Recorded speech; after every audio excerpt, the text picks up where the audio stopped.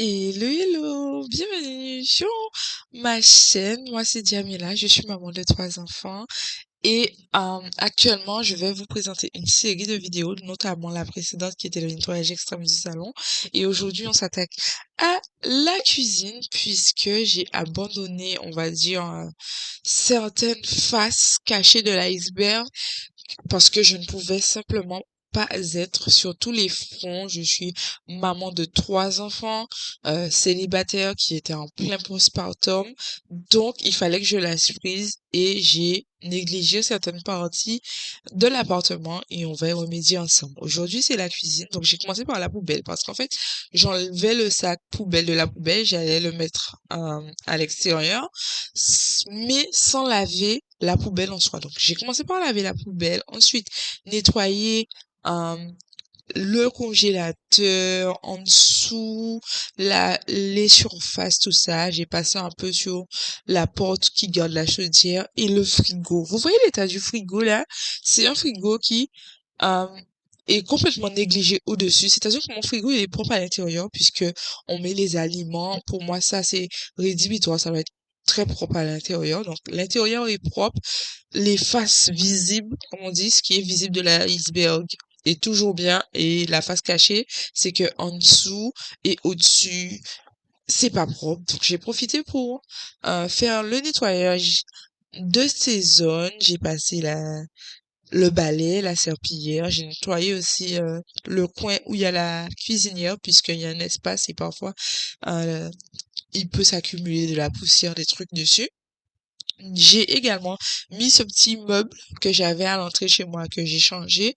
Donc je l'ai mis et ça va me servir de stock pour tout ce qui est produits laitiers et la catastrophe. Franchement, vous allez vous dire, mais elle voyait pas son four, quoi. Mais complètement, en fait, je le voyais, mais non, en fait, mon mental avant tout. Donc voilà, je l'ai laissé comme ça. Bon, ça fait un moment que je suis pas dedans, hein, mais voilà, c'est très très encrassé. Donc je me suis euh, munie des petites éponges à action. Vous savez, les petits éponges grattoirs. Je vous mettrai ça en bas à l'image.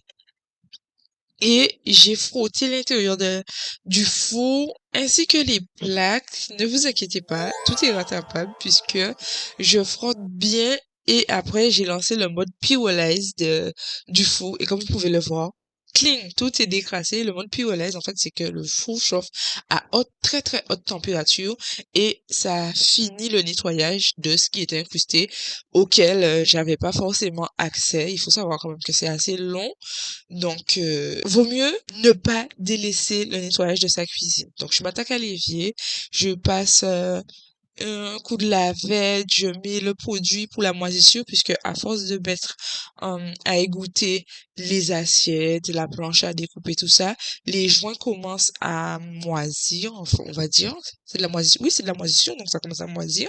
Et j'ai mis le produit qui a complètement enlevé la moisissure. Ensuite, je m'attaque au placard. Donc là, on fait le tri. Tout ce qui est pas bon, tout ce que je ne bois plus, tout ce qui reste en fond, poubelle, franchement, poubelle. Et nettoyage. Donc le placard, vous voyez également que ça a été délaissé depuis. Il faut savoir que, bon, je vous ai dit en postpartum, mais là, bébé est déjà assez grand, hein. Donc, mental, on le met au pied. Et pour que ça puisse aller, il faut que aussi que la maison aille aussi avec ton mental. Parce que quand tu es dans le down, ta maison est dans le down aussi, on va dire. Et si tu fais rien, ça ne va pas arranger les choses. Voilà. Donc très clairement, je me suis motivée. Ça, c'est une étape sur 10 000 choses que j'ai envie de faire. Mais c'est déjà un bon début. Donc récemment, j'ai été à BM et j'ai acheté des bacs de rangement transparents pour ranger les alus et les torchons. J'ai recyclé des petits paniers pour ranger mes éponges et aussi les bouteilles que j'ai gardées. Et vous voyez, visuellement, c'est déjà mieux. Voilà. Et quand c'est propre, je vais vous dire quelque chose. Quand tout est propre, il y a la satisfaction, le bien-être, ce qu'on ressent est tellement agréable.